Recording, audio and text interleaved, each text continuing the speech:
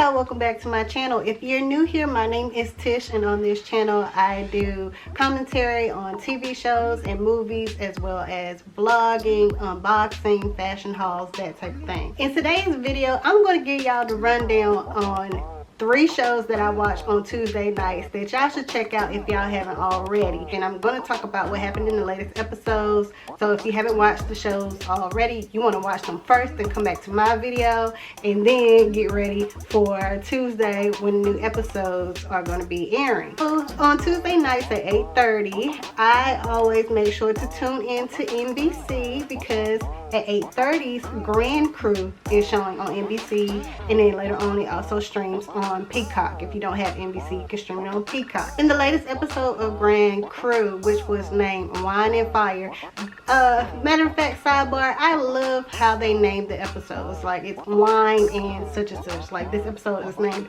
Wine and Fire, which they're trying to emphasize that, like, the crew, they go to bars and lounges and stuff like that. They like to drink, drink wine and stuff like that, and that's how they fellowship with one another. That's the whole premise of the show. Now granted, this latest episode had a lot going on. I mean, I was like, hold on, what's going on? And as a matter of fact, I was telling my cousin about the show because I was excited after I watched the pilot and the second episode, and I was trying to get her to watch it. So she was watching the 3rd episode. She was like, there was a few times when I laughed, but I also she said she was a little lost, which I could get it too, because I got a little lost too. I got a little distracted because there was so much stuff going on that, it kind of threw me off a little bit. But in this episode, the crew, they were displaced by the fire, so they ended up having a adult sleepover at Wyatt and his wife's house. And so, in the previous 2 episodes when I saw Wyatt and his wife, I was like, oh, those are couple goals. They seem to really love each other, black love, I love to see that.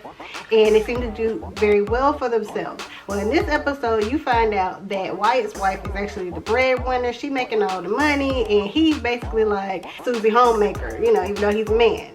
So it's like the gender roles have split. And so, yeah, Wyatt and his wife, they end up having like a marriage wars, a marriage competition. So they're competing against one another to see who's the most hospitable towards their friends, who their friends want, who the crew wants to hang with the most, who they think is the best. So in the midst, there's some tomfoolery that's going down, some mishaps and stuff as they're trying to like one up each other. Wyatt in particular, he ends up making a lot of blunders and stuff, and he's trying to cover up himself in order to make his wife think that he's winning, because they're doing like points and stuff like that to see who's gonna win. And now while that's going on, Noah, he's going to go get his hair done. He done got a new hairdo. Y'all know how hairstyles are. When you get your hair done, all of a sudden you take on a new personality, and nobody wants to really tell Noah that his hair is looking atrocious, but it is. He gets this new hairstyle, his hair straight and everything. All of a sudden he feels like he's enlightened. It's gonna change his whole personality. He's no longer the sensitive Noah, he's the more enlightened, think that he got the answer to the universe, that type of thing. Anthony, on the other hand, he is, anticipating this announcement that his job is supposed to be making about him on the company website, and he's getting everybody else excited about it and stuff to get ready for dinner. Sherm is having his date come by, which is actually, she's a judge who wears her judge outfit or her judge robe all the time, and he thinks it's weird. And yeah, so she's coming over. Of course, she comes over in her judge attire, and everybody's wondering why the hell she's wearing, her robe outside the courtroom. Then at the same time, Faye is just surprising and Nikki by like having these revelations, and Nikki's like, oh my, there's so many things that I don't know about you, such as where Faye works, and then who Faye's godfather is, and then the fact that Faye knows German, I think it is, that because Wyatt's washing machine, you had to speak German in order to work it. She was the only one that could speak that. And then Faye also reveals that she's been married before. She's been on reality TV. So Nikki's like, oh my goodness. And I think at a point she felt like, a little intimidated until Faye broke the freaking washing machine. And then she started freaking out, and then Nikki was able to see that, oh, she's just as weird and down to earth as we are too. Because Faye just starts sweating uncontrollably because she's so nervous. She don't want everybody to know that it was her that broke the washing machine. She don't know what to do. And Nikki's like, yeah, girl, don't worry about it. I'll cover for you or whatever. I'll tell everybody that I did it. And in the meantime, I also call a plumber. And everybody's, you know, dealing with their own thing that they ain't worried about, you know. They ain't paying attention to like what's going on around them until, you know, the house erupts with bubbles. And Nikki's like, don't worry, I called a plumber. The plumber comes over and it's a freaking stripper. And his face like, oh, there's some things that I don't know about you, Nikki, too. Like, you just got strippers' numbers in your phone and stuff. And Nikki's like, yeah, there's some things you don't know about, you know, me too. So it's like, you know, they're getting closer in their friendship, still getting to know each other. And then Anthony, he sees on his company's website that they using him as the token black guy. And it's just, you know, the show is so relatable because it's things that, you know, us as black people, we can relate to, you know, and they discuss different things, you know, in a funny way, like as far as being a token black person and then power dynamic and relationships. It's just different things and stuff, stereotypes that we have towards black men, and you know, things that don't fit the stereotypes. So yeah, so this episode, you know, it was okay, it was good, you know, it was the perfect appetizer before Abbott Elementary. Abbott Elementary is back on ABC and it airs at 9 o'clock. It also streams on Hulu if you're not able to see it at 9 o'clock when it airs on Tuesdays. But yeah, I was ready to see Abbott Elementary after that pilot episode. I was like, yeah, I need some more of that. And honey, episode 2 had me busting a good laugh. And oh wow, they started off the episode with Janine being dropped off by her boyfriend. I'm like, okay, Janine, I didn't know you had a boyfriend. Okay, you know, this throws a little monkey wrench in the crush that Gregory has on her, because you could tell he was giving her the eye. You know, he was liking her or whatever. But yeah, so she pulls up. First of all, red flag. It was so many red flags. I mean, I just wanted to throw them at the TV. Red flag, red flag, red flag. Okay, so she pulls up. First of all, she's driving. In an old hoopty. She's driving and he's sitting on the passenger side. When he started talking, this man had to go to red flag, red flag. And so then, and of course in their conversation, she's explaining to the documentary crew or whatever that her and this man have been together for over 10 years. Over 10 years, girl. Why he locked it down?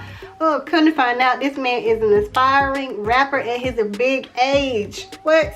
And then he's asking her to borrow her car. Wow, she's at work and he's telling her he got a show to go to, whatever, and she can't go to the show because if she goes, then the venue is gonna be at capacity and the fire marshal is gonna have to shut it down. I'm like, oh, blah. And she's just sitting there listening to him like, okay, you know, and she's trying to explain to him that, you know, there's a rent increase and they need to go over the bills and stuff like that, because apparently he's not contributing, or at least not contributing as much as he should to the household. And she acting all timid like she halfway don't even know how to articulate herself. And I'm like, ma'am, you've been with this man for 10 years.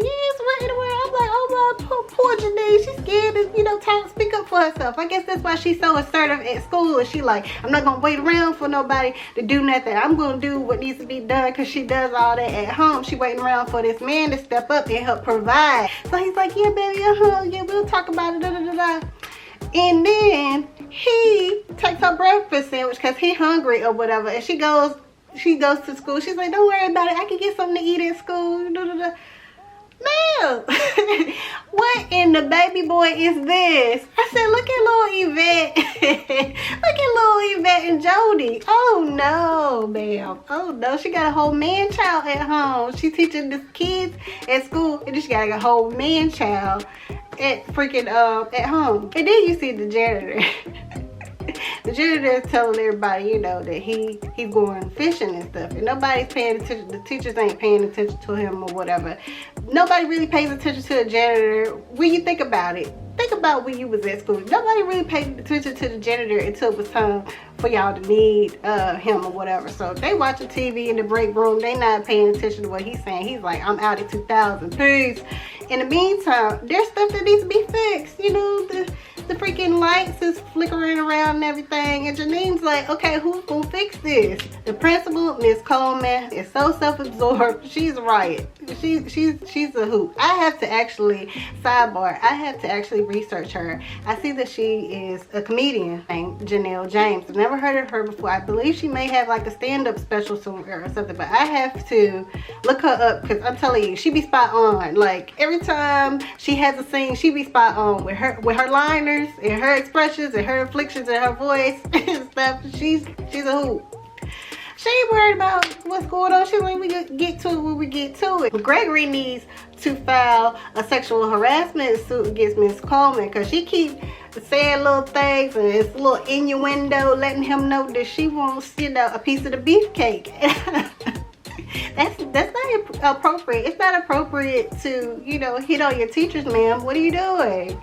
And, you know, Gregory, he's in the gym because one of his students is showing up late for class. His mother, you know, dropped him off late, and so he's trying to figure out, you know, how best to approach her. He's trying to get some, you know, he's trying to get some advice from Miss Harris, and Miss Harris is like, yeah, sure, come. You know, Miss Harris is one of those teachers who has her own ways of like instilling, of teaching valuable lessons. You know, it's not very direct, but it's in a way that you're gonna get it, you're gonna feel it or whatever. So she lets him know, you know, come speak to me during your lunch break and stuff. He's like, well, I eat my lunch. Did he say his Toyota or something like that? She said, bring your Toyota sandwich. I said, oh my word. Hilarious. So in the meantime, Janine, she's sweating this problem about the light or whatever because, you know, one of the little girls in the school, she's frightened by the light flickering and everything. She said it's reminding her of something from The Shining. She's all scared about it. So Janine's like, you know, if nobody else is going to take care of it, I'm going to take care of it. Honey, why she tried to change that light and freaking the power goes off in the building? Miss Coleman going crazy. Come to find out, she's doomsday prepper, and she's like, everybody for themselves. She done hunkered down in her little office, got her snacks and everything. It's like, y'all go figure it out yourselves. So everybody's like, Janelle, stop touching stuff, leave stuff alone. Of course she can't leave nothing alone. Of course she ain't gonna listen. Then she mess around and make things worse. But hold on, I will be remiss if I did not talk about Janine's outfit. Now, when she first got to school, she went in the break room. Miss Harris, she said to Janine, she was like, what do you have on? And, you know, from the angle, I couldn't really tell exactly what was wrong with her outfit. I was like, okay, it's just a, you know, a big blouse or whatever. It's not that big of a deal. Honey, when she climbed up on that freaking ladder and she had Gregory holding the ladder for her. No, when she gets stuck up on the ladder and Gregory's like holding the ladder, trying to get her there because this fool is afraid of heights, but she done climbed her little 4-foot tail up on the ladder trying to change the light or whatever. She got on this freaking big skirt that looked like it was from her grandma, like she inherited from her grandma, with these plastic loafers. Oh my goodness. And you know I saved the picture for y'all just in case y'all didn't see it. I bust a good laughing. I said, why is she dressed like that? I mean, I know that, you know, teachers get paid nickels and pennies, but you can still be resourceful and find something cute. Just because you a teacher don't mean that you have to dress like this. Janine just running around the school trying to be Miss Busybody. She ain't ate nothing. She ended up passing out. Miss Coleman talking about zombies and that she gonna get eaten. Oh my goodness, Miss Coleman. Oh my, Miss Coleman is a hot mess. Yeah, the whole episode was hilarious. I was laughing the whole time, the whole entire time. Those are just some of my moments within the episode that like were like my favorite out of everything. Oh, and the end of the episode when the janitor comes back from fishing and he sees that, you know, the power went out and stuff. He's like, you touched the breaker box, didn't you? Because of course Janine went and messed with the breaker box that almost blew the whole school up. He was like, you know, he got his own system and he had like Boys II Men songs and stuff. Like, oh my gosh, so funny. Like, this show, like I said, it's shot the way it's shot, it reminds you of like The Office. And somebody reminded me too that it's also like how what's the name of the show Dang, it was just on the tip of my tongue.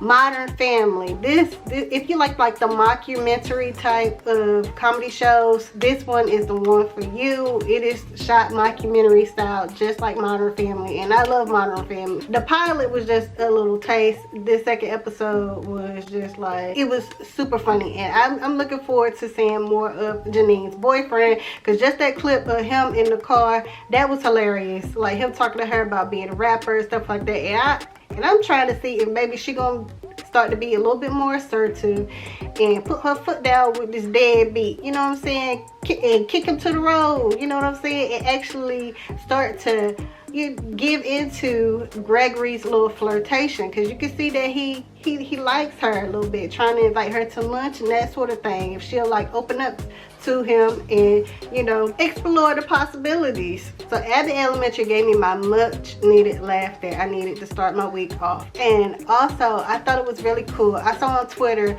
where somebody was tweeting Quinta about that they had seen a school bus go by, and they had an advertisement for Abbott Elementary on the side of it or whatever, and Quinta told the person who sent her the tweet, that whenever you see those buses going by in like your neighborhood or whatever, those buses are actually dropping off supplies to teachers in need, as well as gifts from the show. Now that is freaking amazing, and wow, just emphasizes the importance of this show and just how much thought that she's put into it, and how much, you know, she cares for educators, and kudos to her. Yeah, so right after Abbott Elementary, I watched the show Queens, which is a drama that also airs on ABC. Now, they have been promoting Queens for like a minute, so the anticipation was there.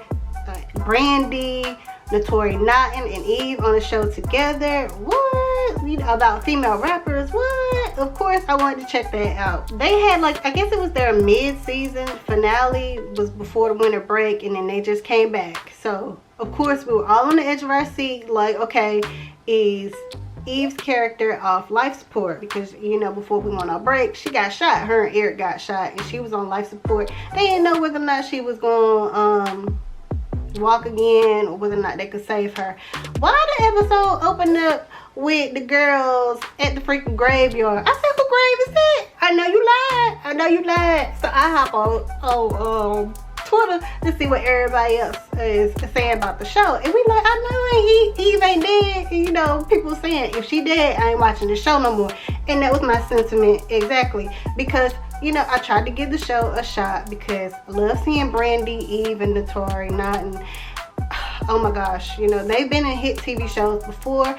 Brandy was Moesha, Eve had her self-entitled show, and then Notori Naughton. Not only did she play on the hit TV show Power, but she also starred as Lil' Kim in the Notorious B.I.G. biopic movie. So, you know, I love to see her rap and perform, and she's an amazing singer as well. So, you know, I was watching it for that. But this show has had some corny freaking moments, like these kids bop tunes that they be I ain't even gonna say kids bop, because I wouldn't want my kids to listen to some of the lyrics, but I mean, it just be hella corny. And this little muffin character that they got, that's supposed to have brought, you know, the queens back out of retirement and made them back relevant again. Little Muffin is corny as hell. Like, do away with her character. What's she doing up here with 40-year-old women, and she's like in her early 20s? Like, okay, she gave them her relevance. Y'all could have did away with Little Muffin, you know, a few episodes ago. She did not have to keep being a recurring character. That's just my opinion. She's corny as hell. During the episode, they never said that Brianna was dead. It was like, she's going away, but it was kind of alluding, it would make you believe that she may be dead, but they never said dead. So I always held out hope, even though everybody else on Twitter was like, oh, she dead, I ain't watching this show no more, da da da da da. But I also remembered that Valeria, I ain't pronouncing the girl name right, but whatever, you know, the Spanish one that raps, she found out, she was told by the lady that was scamming her, pretending to be her birth mother, that her birth mother was actually dead. So when they was at that grave site, I know she was the only one that dropped down and put flowers on the grave, even though everybody was like holding each other. She was the only one to put flowers on the grave. So that led me to believe that, hey, this could actually be Valeria's mother and may not be Brianna. So I was holding out hope fingers crossed that he won't die. After Brianna is gone and everything, the queens, they separate into their own, they all doing their own thing. Jill the Thrill, she's acting, and then Valeria, I think she's cutting a solo record. Who the hell knows? She's up in freaking studio with this producer.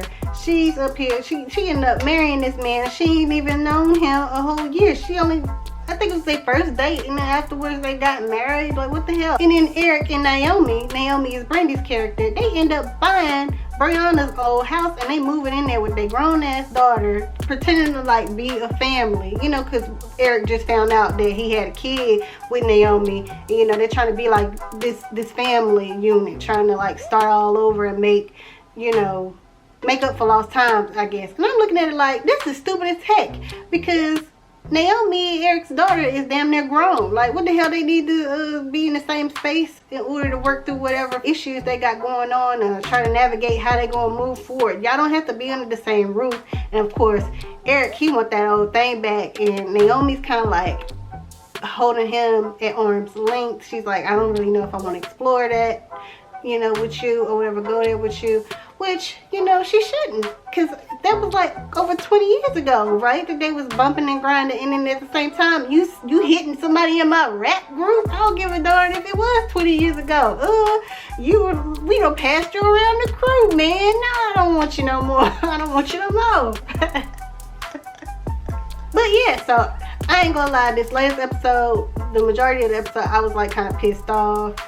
You know, everybody going through their own thing, and then Jill, she's depressed because she's feeling like it's her fault that Brianna got shot, because, you know, it was her ex-husband who did it because he was mad at her and all this other stuff. And then she's thinking about trying to start back using drugs. She ends up in jail and that whole hootenanny. I'm just like, Jill need therapy. Jill going through so much. She don't know who she is. She's going through a character crisis, and then she got depression. She just need to go to therapy. Like, get away from me with this, you know. Little Muffin up here and some freaking internet beef with this little Caucasian girl just trying to rip off her style, and that was like so corny. Had a girl try to go viral by starting to fight with Muffin and everything, and then Muffin comes back with a diss track, and I was just like, who is this Muffin girl? I have to do some research on the actress that plays Little Muffin and see, like, is she really a rapper in real life? Because I'm just confused by the whole thing, you know. I don't know. I wonder if she really is a rapper. I can't really say much about anything because quiet as it kept. I used to want to be a rapper back in the day, you know what I'm saying? You know, I bust around here and there, I sure will. But I'm glad that I did continue watching, because all hope is not lost. Naomi ends up at the supermarket, and who does she bump into but an old rap nemesis played by the Reminisce Mackey, aka Remy Ma. Remy Ma is playing Lady Z, which is somebody that they used to have rap beef with. So yeah, it was really cool seeing her. I was really excited because the last time I saw Remy Ma, she was in the Big 50 movie, and she was starring as Big 50. And although I did not particularly think that the movie was the greatest, you know, the writing, the script, everything wasn't the best, I was very happy to see her on screen, and I think that she gave a really great performance. So I'm like, yes, okay, so we get, you know, Eve not on the show no more. She's actually a bona fide rapper. Now we got another great rapper. Like, Remy Ma is one of my favorite rappers. So I said, okay, yeah, I'm definitely going to be checking into the show now that Remy Ma is on Queen. Naomi is trying to convince Lady Z to get back in the booth and thinking that she can revitalize her career. Come to find out, Lady Z has had a bad experience in the music industry, and a big time producer tried to assault her or did assault her, that type of thing. So then Naomi comes with the idea that the queens should start their own record label, which to me is an amazing idea. And then I'm just thinking about all the possibilities that this show could have. Like, are they gonna bring in more female rappers onto the show? Like, even to make guest appearances. Like, how would you feel if the show had a guest appearance by somebody like Doja Cat or Cardi B or like Megan Thee Stallion, something like that, or even some old school hip-hop artists like Lil Kim or something? Like, that'd be hella dope. Like, I would really love to see that. And I was happy at the end of the episode when they showed that Brianna's not dead. Brianna over there in Costa Rica with her kids, honey. She's living the life. She's over there in Costa Rica with her kids. She ain't worried about the queen. She ain't answering the phone. She living her life, and she's walking, so she survived. I said thank God, because that means that Eve can come back, you know, whenever she wants to, you know, make an appearance here or there. You know, we know that in real life Eve is pregnant with her first child. Congratulations to her. She over in England. She ain't worried about what's going over here in the United States. So kudos to her. She can come back, you know, after she dropped that load if she want to. If she don't, that's cool too. But yeah, so that's my Tuesday night recap. I hope that you all enjoyed this video, and check out these shows on Tuesday night, and let's talk about it down in the comments. Don't forget to like, comment, and subscribe to the channel if you haven't already, and I'll see you in the next video. Bye.